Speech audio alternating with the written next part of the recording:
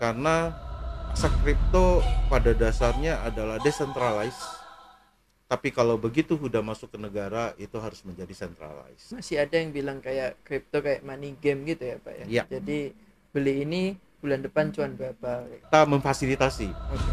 penjualan dan pembelian aset kripto itu layaknya kalau disederhanakan seperti Tokopedia lah. Fenomena sekarang banyak yang pakai uang pinjol atau uang panas buat invest di crypto nih Pak.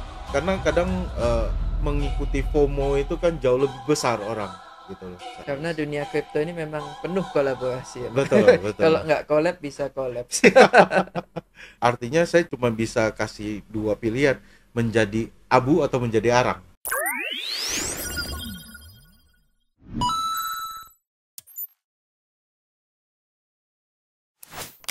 Oke guys, welcome to Coin Kami Goes to Jakarta. Nah, di sesi kali ini kita kedatangan tamu langsung dari salah satu exchange terbesar di Indonesia. Langsung dari C-levelnya, yaitu Chief Compliance Officer dari Reku dan juga Ketua dari Aspak Rindo. So, welcome Pak Robi Bun. Yap, thank you Steve atas undangannya. Apa kabar Pak Robi? Baik, baik, baik. Gimana tadi kesini? Aman Pak? Nggak Aman, macet ya Pak ya? ya Jalan. Jakarta biasa lah ya. Oke lah, jalanan lancar lah ya Pak. Iya. Oke, puji Tuhan. Nah, ini saya penasaran nih Pak, bisa cerita dikit nggak Pak? Sebenarnya Pak Robi Pun ini siapa dan gimana bisa kenal kripto awalnya? Oke, saat ini saya sebagai Chief Compliance Officer di Reku, yang bertugas untuk sebagai govrailnya, terus mengenai tentang kepatuhan kita terhadap regulasi yang ada di Indonesia saat ini, kepatuhan Rekunya. Dan saat ini juga saya menjabat sebagai Ketua Asosiasi Pedagang Fisik Aset Kripto Indonesia, dan ABI, Asosiasi Blockchain Indonesia. Nah, jadi backgroundnya Pak Robi ini sebelum masuk ke Reku itu gimana sih Pak? Dan kenal Bitcoin pertama kali tahun berapa Pak? Oke, pada awalnya saya mulai 12 tahun di produk derivatif yang kebetulan juga berada di bawah naungan Bapepti. Jadi pada saat itu kita masuk ke perdagangan alternatif, forex, kalau teman-teman biasa tahu, 12 tahun di situ. Setelah itu mundur dari forex dan mulai mengenal yang namanya mining. Awal kita lakukan mining itu di tahun 2018. Mining Ethereum pada saat itu. Kemudian dari mining ini kita berpikir, setelah hasil yang ada kita mau buat apa nih? Kalau kita jual, pada saat itu masih ada hanya 1-2 exchange di Indonesia, dan pada saat itu kita melihat bahwasanya mekanisme transaksi yang terjadi itu cukup familiar buat kita dan bisa kita buat dengan tim. Oleh sebab itu kami beberapa dengan teman-teman yang lain gabung jadi satu untuk buat yang namanya exchange PT Rekeningku.com Indonesia. Jadi tahun berapa tuh Pak bikinnya? 2018. Oh, 2018 ya? Yes. I see. Jadi setelah dari mining itu dapat hasilnya dibuat bikin exchange ya Pak? Ya, jadi pada saat itu kita mining 2018 itu per bulan untuk mendapatkan 200 sampai 250 Ethereum itu masih mudah sekali. Wah, banyak banget. Masih Pak. mudah sekali. Harganya Ya, pada saat itu harga masih 5 juta. nggak sampai. Pada saat itu sekitar paling tinggi pada saat itu ada 2.700.000 pada saat itu. 2.700.000. Iya. Nah, itu ETH-nya masih di hold atau dijual, Pak? Jual. Pada saat itu saya konversi ke Bitcoin sih. Oh, dibuat nutup electricity. Ya. Pada saat itu kita berpikir dengan banyaknya Ethereum yang kita dapatkan itu bisa menjadi liquidity daripada exchange yang kita kelola gitu loh. Artinya barang yang kita dapat kita bisa jual sendiri tanpa jual ke exchange yang lain, yang mana pada saat itu 2018 biaya withdrawal itu kan cukup tinggi. Benar. Pada saat itu biaya withdrawal 1%, biaya transaksi 0,3%, tidak senyaman seperti sekarang dengan biaya yang cukup murah. Apalagi waktu itu regulasinya belum jelas juga ya Pak. Pada saat itu kita masih seperti bola pingpong. Heeh. Jadi mungkin lempar ke Kementerian Keuangan, keuangan lempar lagi ke perdagangan, perdagang. Jadi kita seperti bola pingpong, lempar-lempar. Nah, di 2019 itu regulasi mulai terbentuk. I see. Nah, jadi apa yang membuat Pak Robi ini bisa begitu interested di crypto industry? Yang bikin yakin nih apa, Pak? Awalnya karena kita mining Ethereum, kita tahu bahwasannya aset kripto ini hadir bukan sebagian ya, bisa kita bilang sebagian bukan hadir dari angin gitu. Ada sebuah biaya produksi yang butuh disiapkan. Misalnya kalau pada saat itu kita menggunakan konsep proof of work itu, kita butuh PC lah, kita butuh alat miningnya, biaya listrik yang dibutuhkan dan lain-lain, sehingga membentuk sebuah harga bagi aset kripto itu sendiri. Dan itu menurut kita sangat proven. Kemudian yang ada bukan inflasi tapi deflasi. Setiap tahun, setiap 4 tahun sekali, atau kita bilang kalau khususnya Bitcoin ya, setiap 4 tahun atau 21.000 blok itu selalu terjadi halving gitu. Jadi pemangkasan daripada reward yang diberikan. I see. Jadi setelah itu langsung bikin Reku ya, Pak? Foundernya Pak Robi sendiri ya? Foundernya ada Pak Sumardi. Heeh. Saya salah satu co-foundernya, kemudian ada Pak Joni, itu juga salah satu co-founder kita gitu. Jadi bertiga ya, Pak ya. Nah, di sini pasti teman-teman banyak yang penasaran nih, Pak. Bisa jelasin nggak sih secara singkat Reku itu apa dan layanan apa aja yang ditawarkan oleh Reku? eh Reku itu adalah sebuah perusahaan yang bergerak dalam usaha pedagang fisik aset kripto, yang mana fungsinya adalah sebagai penjual dan pembeli, memfasilitasi penjualan dan pembelian aset kripto. Jadi kita memfasilitasi Oke. penjualan dan pembelian aset kripto itu layaknya kalau disederhanakan seperti Tokopedia lah. Kita Nah, mempertemukan iya. si penjual dan pembeli di dalamnya. Nah, visi dan misinya apa nih, Pak, dalam membangun Reku ini? Eh Pada prinsipnya pastinya bagaimana industri kripto itu bisa terregulasi dengan baik di Indonesia, punya naungan hukum yang baik, kemudian literasi dan edukasi yang tepat diberikan oleh eh, sisi hukumnya, karena aset kripto pada dasarnya adalah decentralized, tapi kalau begitu sudah masuk ke negara itu harus menjadi centralized, seperti itu sih. Hmm. Jadi kalau menurut Pak Robi nih, gimana view tentang perkembangan industri kripto di Indonesia saat ini? Perkembangan cukup baik. Hmm. eh Dulunya beberapa negara yang masih menyatakan bahwasanya kripto adalah scam dan lain-lain, perlahan-lahan mulai mengakui bahwasanya kripto itu adalah seperti safe haven buat kita. Nah, di sini bisa dibuktikan dengan hadirnya ETF ETF Bitcoin. Bitcoin, ETF Ethereum. Jadi mulai accept. Jadi semua orang mulai menerima hadirnya aset kripto dalam kehidupan sehari-harinya sebagai instrumen investasi ya. Apalagi kita lihat jumlah investornya juga meningkat pesat ya, Pak ya. Ya, betul. Udah 20 juta ya kalau nggak salah. Nah, kalau secara pencatatan murninya saya tidak bisa pastikan dengan konsep menjumlahkan seluruh pengguna yang ada di masing-masing exchange, karena Bisa dalam aja hal punya dua. yes, jadi mungkin Steven bisa aja punya user ID di Reku Reku, dan bisa tempat di lain. toko kripto ataupun teman-teman yang lainnya, Indodax dan lain-lainnya. Nah, itu bisa jadi double counting. Hmm. Jadi mudahnya kita untuk mengcounting jumlah user Indonesia, kita cari salah satu exchange misalnya dengan user yang terbesar.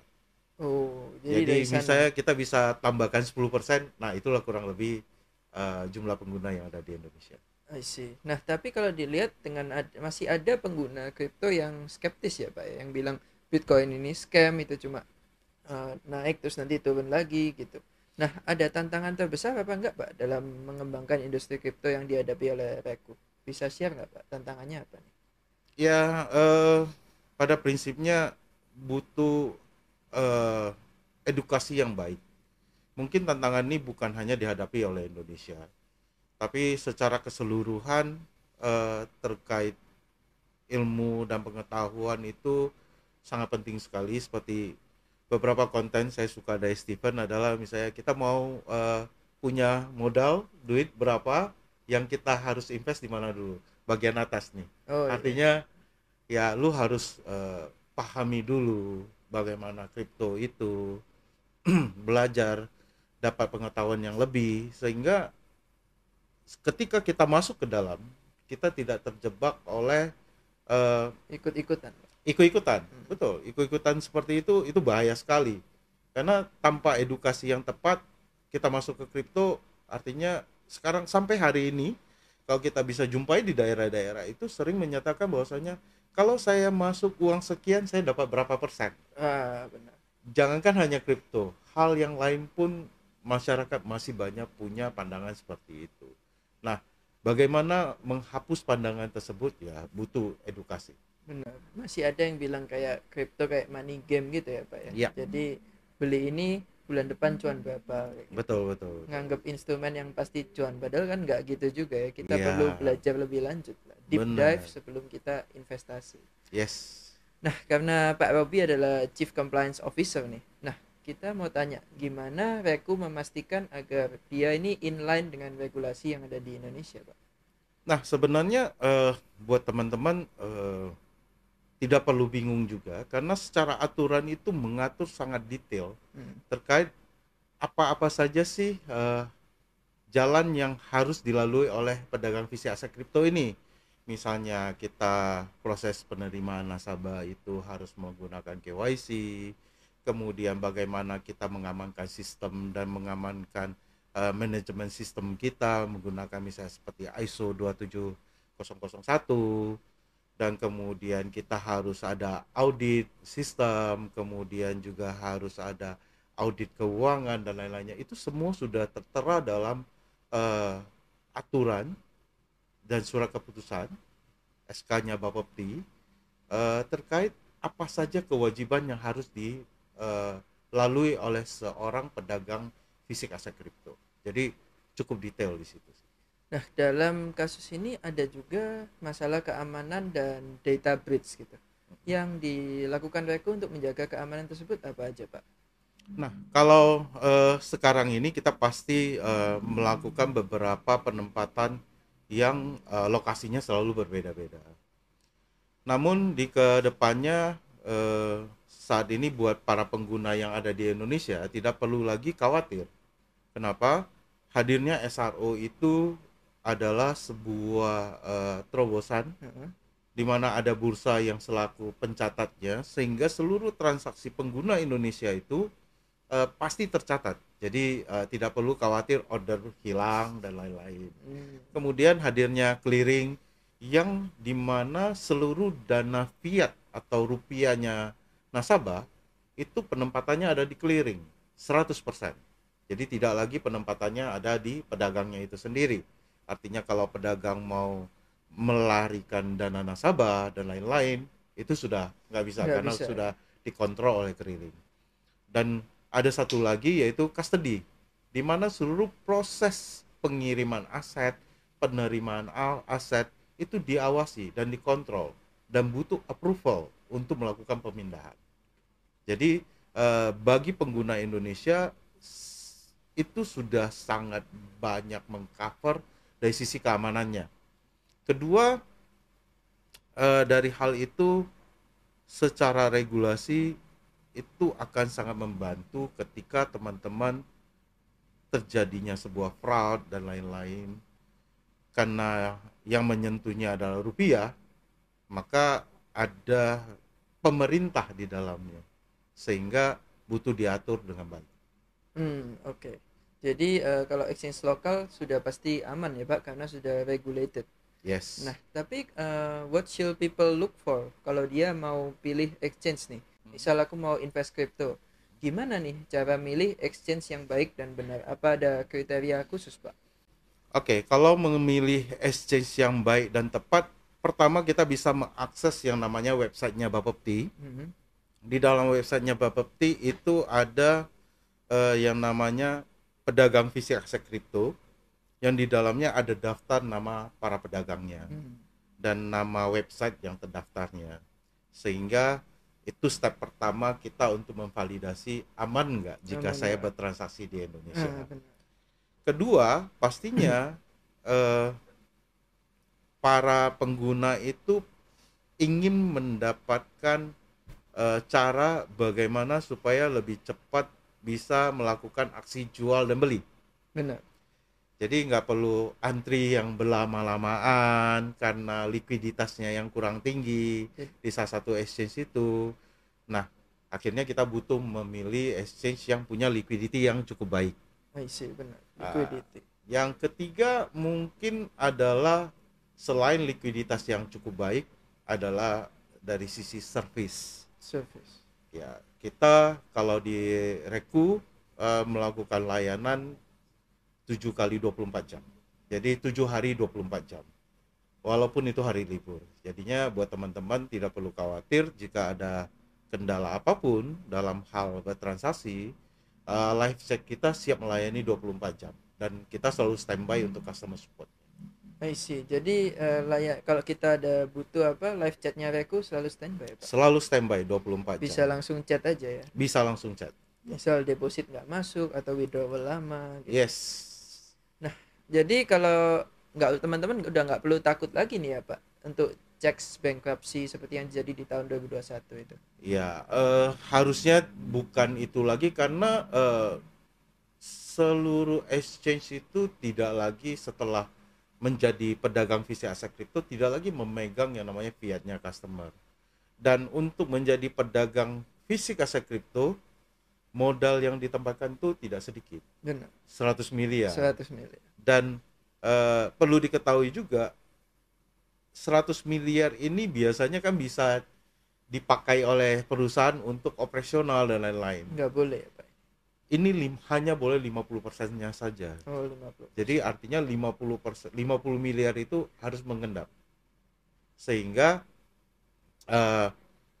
selain dana fiat tidak ada di exchange, tapi exchange punya modal dasar untuk bekerja gitu.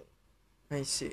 Nah, jadi dalam Pak Robi nih jalanin regulation dari 2018 sampai 2024 ini yang berubah apa aja nih Pak regulasi tentang aset kripto ini? Banyak nggak Pak perubahannya? Nah, uniknya di kripto karena kita nggak ada benchmark, artinya negara lain belum ada yang mengatur sedetail Bapepti mengatur kripto. Bapepti sudah mengatur adanya bursa, clearing dan custody. Negara lain mungkin belum sedetail itu mengatur. Sehingga Indonesia butuh banyak yang namanya penguatan. Kita pernah dalam 1 tahun ada perubahan aturan sampai 2-3 kali. Karena ada sesuatu yang ini belum kita atur nih, ini butuh dikuatkan nih, maka Bapepti langsung mengeluarkan SK baru untuk melakukan penguatan terhadap aturan yang ada. Dalam memberikan pemahaman kepada masyarakat tentang regulasi dan tentang aset kripto, gimana sih Pak baiknya komunitas dan influencer itu berperan dalam mengedukasi masyarakat? Nah, sebenarnya peran para teman-teman edukasi yang ada di sosial media dan lain-lain punya peran yang begitu besar. Kripto hari ini menurut saya tanpa ada sosial media juga banyak yang tidak kenal. Karena bisa dibilang mungkin saat ini dari total 35 pedagang fisik aset kripto yang kantornya lebih dari satu, mungkin pada saat ini ada 2 atau 3 ya. Oh, belum Yang banyak lainnya ya. punya satu kantor doang, karena Heeh. semuanya berharap dengan sosial media bisa memberitahukan atau menginformasikan kepada pengguna kami sudah hadir di Indonesia dengan license. Nah, kenapa itu bisa terjadi? Eh, Kalau dulu kita mau mendaftar menjadi eh, pengguna, itu butuh datang, tanda tangan form Ah, dan KYC, lain-lain, Pak. ya harus hadir, tatap muka dan lain-lain. Sekarang untuk registrasi itu sudah sangat mudah sekali. Semua bisa dilakukan online.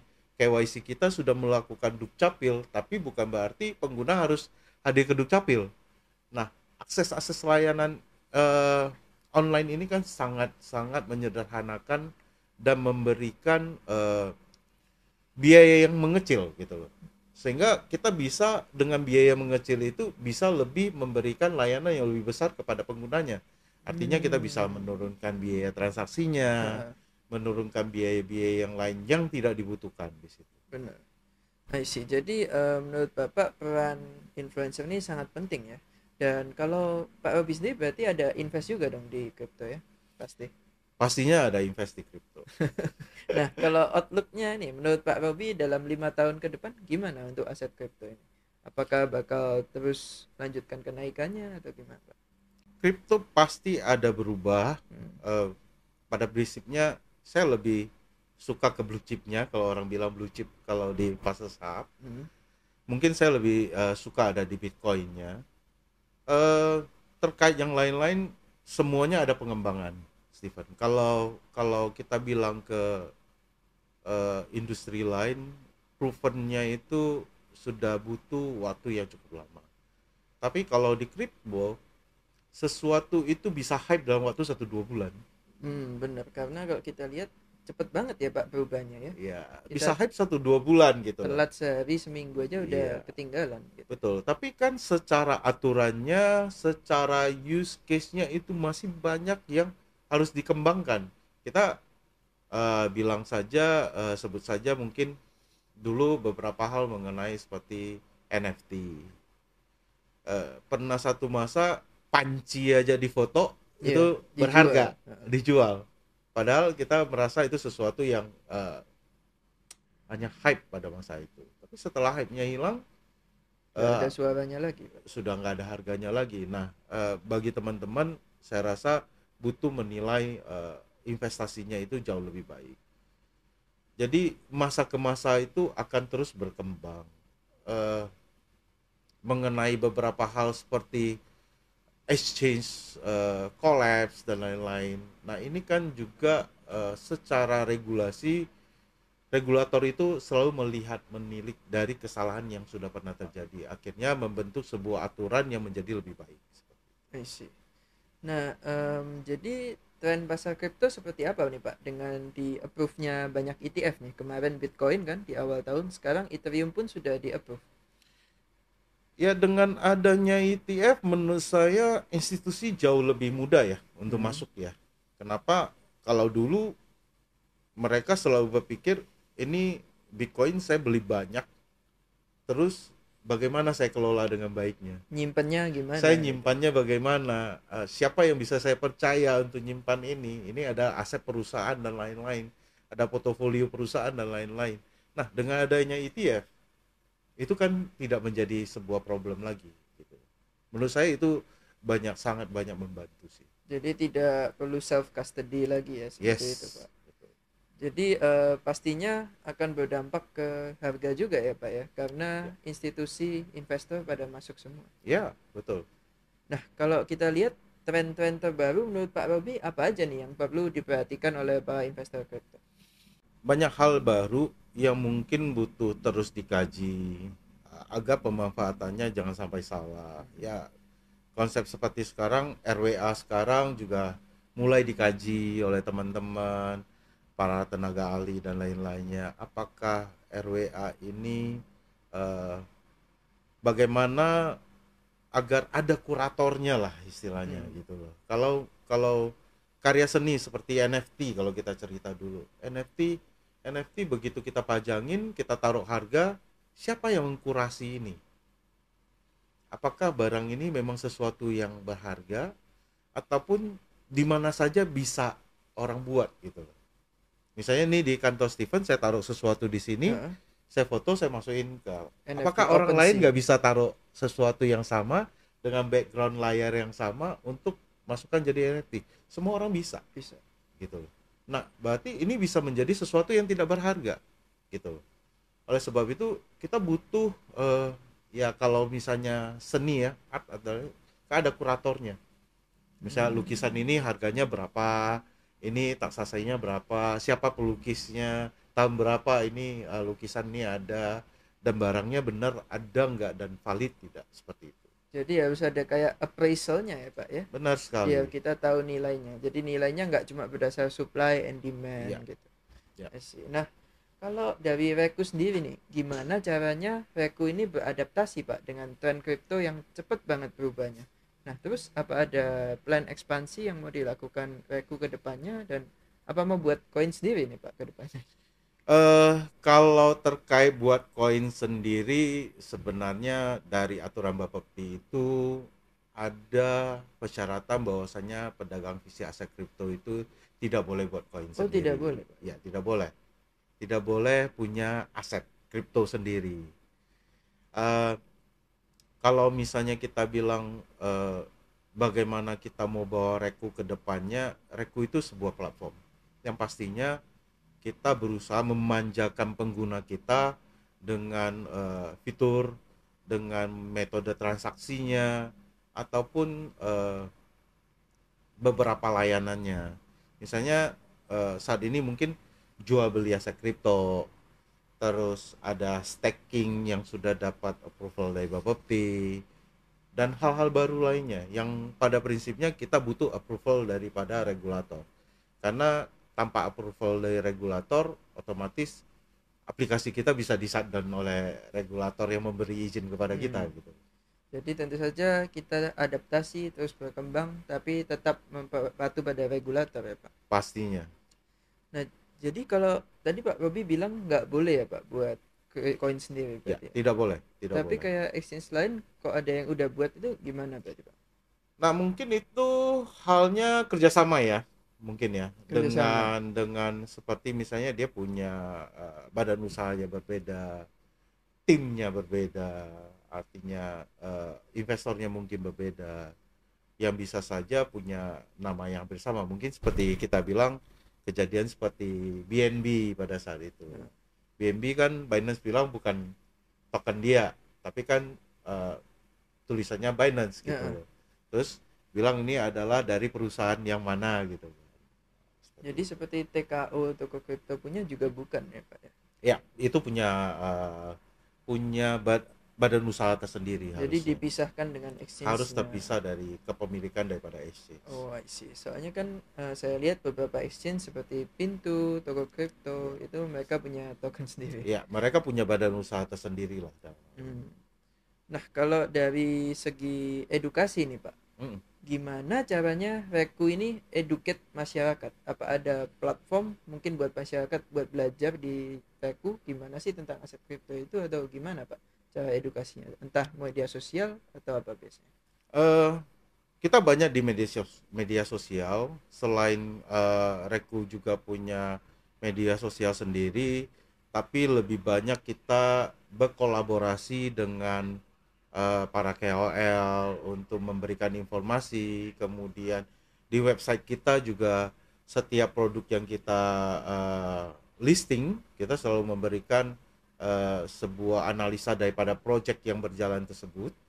Kemudian kita juga ada melakukan roadshow, offline meet up dengan para community, kemudian bareng dengan berbagai project yang beberapa waktu lalu kita bareng dengan USDT Tether untuk melakukan roadshow.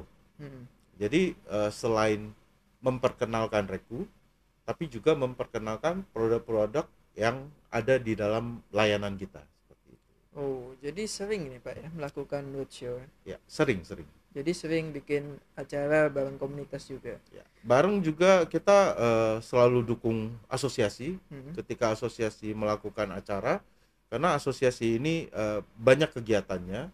Selain salah satunya kegiatan rutin yang bersama dengan Kementerian Perdagangan itu adalah bulan literasi kripto yang biasanya dilakukan di Februari. Baru bulan lalu ya Pak kalau nggak Ya, salah. kalau bulan lalu itu bulan 5 kemarin itu, karena biasanya kita lakukan di bulan 2 karena tahun ini ada pemilihan presiden. Hmm. Jadi kita undur ke bulan 5-nya. Pemilihan Oh, presiden kemarin kan di bulan Februari ya. benar. Jadi kita tidak ingin mengganggu yang namanya hari besarnya negara kita. Kita pindah ke bulan 5.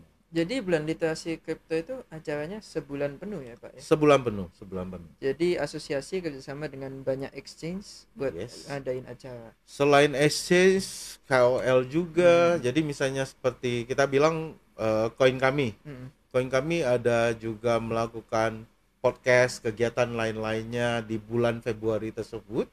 Boleh mengajukan kepada asosiasi untuk masuk ke dalam rangkaian acara daripada WLK. BLK tersebut.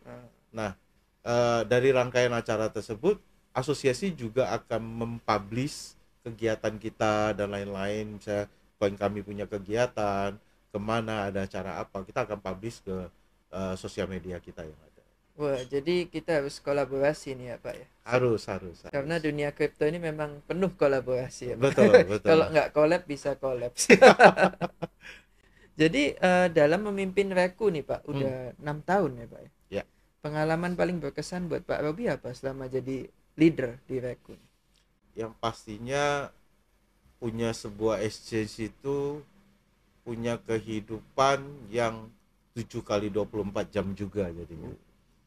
Jadi di saat awal pastinya Capek ya? capek, Sabtu Minggu juga nggak ada off-nya, kita harus standby terus karena bentuknya pastinya kripto ini butuh pelayanan ya. Para pengguna itu apalagi pelayanannya, kegiatannya itu banyak online, yang namanya panik, withdrawer misalnya telat, itu bisa jadi panik mood buat para pengguna. Jadi standby kita itu jauh lebih banyak untuk peningkatan pelayanan kita ke customer. Kemudian jauh merasa bisa deket dengan semua orang, baik itu adalah keluarga besar khususnya internalnya Reku dan ke pengguna. Kita bisa bertemu banyak sosok orang yang dengan umur yang variatif banget. Jadi yang tua bisa menjadi muda, yang muda juga bisa ikutan tua. Gitu. Ya, itu sih. Menyesuaikan ya. Jadi meski udah ada live chat yang tadi katanya 24/7, leadernya pun tetap harus 24/7 ya Pak. Kadang-kadang pelayanan itu tidak semua bisa dijawab oleh customer support kan. Benar. Sehingga ada beberapa hal yang butuh action kita. Dan yang paling penting bagi kami adalah bagaimana mengamankan daripada aset para pengguna selama belum ada custody kan begitu. Jadi kita kan nggak menempatkan aset itu ke dalam satu bucket. Nah itu butuh approval, butuh ini, butuh itu, semua kita harus punya andil di dalam. Jadi kalau flashback tadi, Pak Robi awal kenal kripto 2018 ya? Ya. Di saat mining Ethereum tadi? Ya, benar. Berarti pertama belinya Bitcoin atau Ethereum? Saya pertama kenal itu Ethereum. Oh Ethereum? Yes. Justru pertama belinya Ya. Ethereum. Nah, terus kalau dari pengalaman Pak Robi nih selama 6 tahun, tips Pak Robi buat investor pemula yang baru mau terjun ke dunia kripto apa nih Pak? Pada prinsipnya kalau memang teman-teman tidak ingin punya resiko yang besar, bisa mulai dengan Bitcoin yang dilakukan dengan DCA, dollar cost average-nya itu dilakukan secara rutin. Kemudian kalau memang ada dana yang lebih, boleh melihat koin-koin yang lagi hype dan yang sudah mendapat diperdagangkan di exchange dalam negeri ya khususnya. Karena kalau di luar negeri karena nilainya nggak besar, khawatirnya teman-teman akan banyak terjadi masalah gitu. Hmm, jadi mereka harus belajar dan layar ke atas dulu lah Pak sebelum investasi ya. Ya harus dari atas dulu ya. Ya Jangan mau karena tak mau. Karena kalau mulai dari layer yang kecil itu eh, naik turunnya itu kan terlalu mengerikan. Sehingga kadang-kadang teman-teman yang baru mulai pastinya akan kaget, kaget, kaget ya Pak. kaget. Karena kadang mengikuti FOMO itu kan jauh lebih besar orang gitu loh. Ada duit berapa, wah ini Bitcoin lagi naik-naiknya nih. Yang lainnya juga bakal naik begitu. Begitu beli dan itu tidak dihitung dengan baik, besok ternyata ada koreksi dan ternyata altcoinnya itu juga terkoreksi jauh gitu loh. Hmm. Akhirnya cut loss dan bilang saya nggak berani lagi di kripto Ini karena crypto terlalu scam gitu ya Pak. yes seperti itu. Nah, tapi ada kejadian di mana ada influencer yang nggak cuma di Indo, mungkin di luar negeri, ada yang bikin komunitasnya jadi FOMO dan jadikan followernya exit liquidity atau pump and dump. Gimana menurut Pak Robi yang seperti itu? Kalau itu kita kembali kepada masing-masing influencer bagaimana mengguide para followernya. Yang paling penting adalah setiap mengikuti hal tersebut, teman-teman harus punya disclaimer sendirilah. Karena apa yang Anda investasikan itu adalah uang Anda, bukan uang orang. Uh, kita rugi juga kita harus pahami instrumen investasi tidak ada yang selalu menjanjikan keuntungan. Kalau sudah menjanjikan keuntungan, selalu menjanjikan keuntungan, ya berhati-hatilah untuk investasi. Too good to be true ya Pak. Yes. Kalau istilahnya saya menjanjikan punya keuntungan setiap bulan ada 10% up, misalnya 10% up. Untuk apa saya edukasi teman-teman gitu. Saya punya uang nih, untuk apa saya edukasi lagi? Wah, gua garanti pasti profit setiap bulan 10%. Kalau saya punya uang, untuk apa saya itu Bikin konten. bikin konten seperti itu? Lebih baik saya investasi sendiri. All in aja ya, kalau All in yakin aja. 10%. Kalau yakin 10%. Tapi kan beberapa teman-teman kan selalu bilang menyatakan bahwa saya ini ada disclaimer. Lakukan dengan baik. Gunakan uang yang sehat, bukan uang panas gitu kan. Sehingga kita lakukan baik investasi itu bertahap. Bagaimana mengalokasikan dana-dana kita itu menjadi agar kita bisa investasi dengan baik. Karena investasi itu nggak ada bilang tanam hari ini besok udah Cuan. berbuah gitu loh. Itu hal yang agak sedikit mustahil lah ya. Mungkin ya 10 1 mungkin, tapi sulit kita temukan. Nah, tadi saya quote dari Pak Robi bilang kalau kita harus selalu pakai uang dingin ya Pak ya. Ya. Nah, tapi di fenomena sekarang banyak yang pakai uang pinjol atau uang panas buat invest di kripto nih Pak. Nah, money management dalam alokasi portfolio investasi ini yang baik dan benar gimana menurut Pak Robi? Ya kalau pinjol sih jangan lah ya. Bahaya Pak. Karena bukan hanya invest di kripto saja ya. Nah, Kita bisa bayangin pinjol itu saat ini memberikan bunga pinjaman berapa besar. Bagaimana bisa mengembalikan? Itu yang harus kita pikirkan terlebih dahulu. apalagi di compounding Pak. Iya, jadi itu sesuatu yang cukup berbahaya menurut saya. Investasi jangan dianggap sebagai mainan ataupun sesuatu yang high risk banget, tapi returnnya kita belum tahu. Oke, banyak bayangan bilang high risk high return, tapi high risk high return yang seperti apa? Apakah itu tertata dengan baik, terkelola dengan baik atau tidak gitu loh. Bukan berarti kita ambil uang panas, pinjol dan lain-lainnya kita buat invest. Itu bukan jalan keluar sih. Itu bukan jalan keluar. Banyak yang bilang kayak, oh, kayak saya pinjol, saya all in mau rubah hidup nih Pak.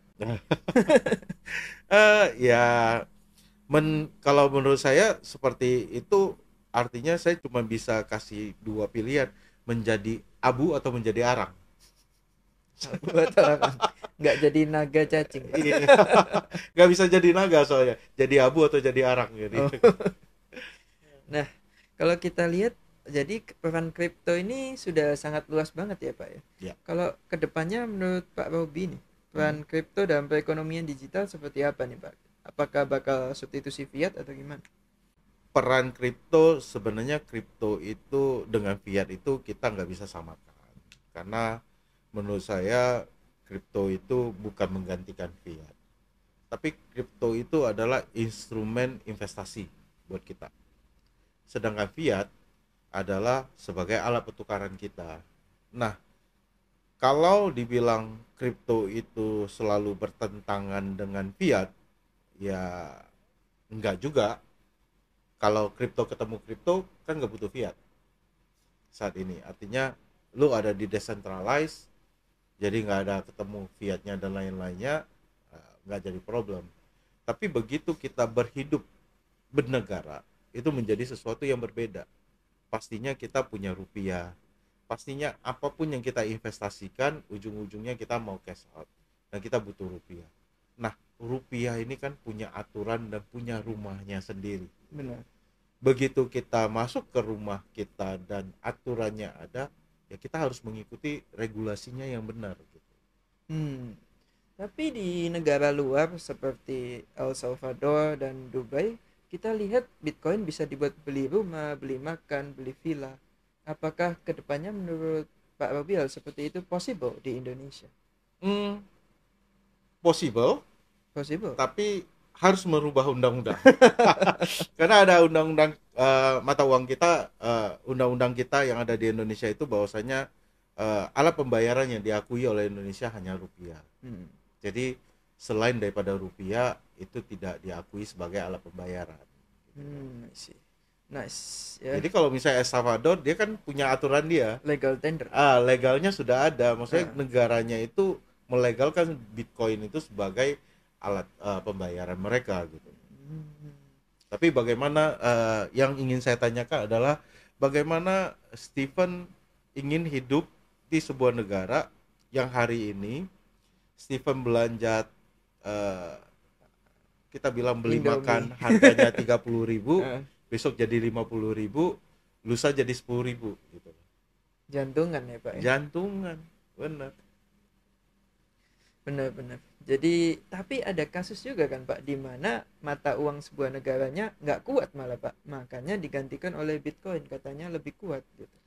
Kalau kalau mengganti, menurut saya itu bukan solusinya sih. Tapi kalau misalnya savingnya itu dulu negara itu memakai emas sebagai salah satu save-nya negara tersebut, maka seperti Bitcoin itu bisa dilakukan, yang itulah yang disuruhkan oleh Donald Trump kan pada saat Mm-mm. ini.